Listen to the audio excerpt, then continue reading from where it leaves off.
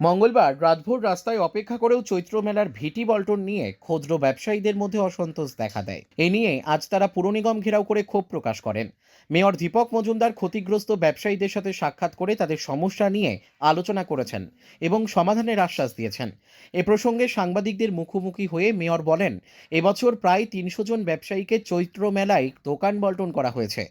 পুর নিগমের নির্ধারিত তালিকা অনুযায়ী ব্যবসায়ীরা তাদের ভিটি পাবেন। তিনি ব্যবসায়ীদের সাবধান করেন যাতে তারা কোনো দালালের প্রভাবে না পড়েন।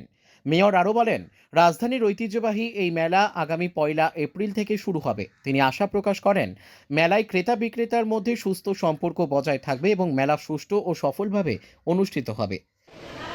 না, প্রতি বছরের মতো এবারও চৈত্র মেলা উপলক্ষে শকুন্তলা রোড এলাকায় এইভাবে আগরতলা পল্লী পক্ষ থেকে ছোটো ব্যবসায়ীদেরকে জায়গা দেওয়া হয় ব্যবসা করার জন্য। তারা প্রতি বছরে একটা অপেক্ষা থাকেন, আশায় থাকেন। তো আমরাও প্রায় ৩০ শতাধিক ব্যবসায়ীকে এই রাস্তায় বসা শুরু করে দেওয়া হবে। আজকে থেকে কম দেওয়া হচ্ছে।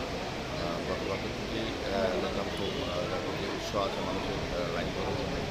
আমার আশা থাকবে যে আমরা সুন্দরভাবে যারা যারা লাইনে আছেন যতটা সম্ভব আমাদের দেওয়ার জায়গা আছে ততই আমরা দেবো। সেক্ষেত্রে আমি সবাইকে অনুরোধ করবো কারোর প্রভাবিত বা প্রভাবিত হবে না। টাকার বিনিময়ে অনেক সময় দেখা যায় যে আসে, এটা কিন্তু আমরা বরদাস্ত করবো না। যাকে দেওয়া হবে তার নাম ধরে আমরা নিজস্বভাবে আমরা তদন্ত করবো ওই জায়গাতে ওই ব্যক্তি বসেছে কিন্তু তাকে অন্য কারোর জোর করে বা অন্য উপায়ে বসার কোনো সুযোগ নেই। তো আমি আশা করবো যেহেতু এটা চৈত্র মেলাটাই আমাদের ঐতিহ্য, আমাদের শহরে এটা পরম্পরা, ক্রেতা বিক্রেতা সবাই আশা থাকেন এই বছরটা এই দিনগুলির জন্য।